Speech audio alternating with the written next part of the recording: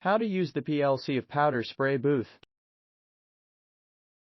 Turn on the power button, enter the HOR page. Then press button up or down, enter the main operation page. Press F4, enter the booth work page. 4 valves controls the 4 fleeters working. Press F6, turn on the fan motor.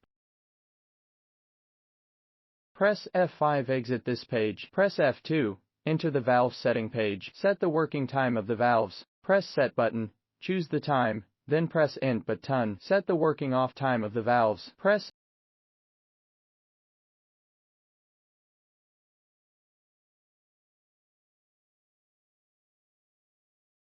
F5, exit this page.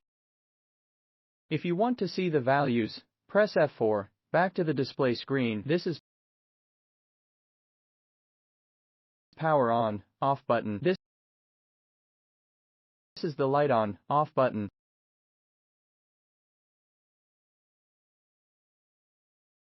This is the powder tank lifting button.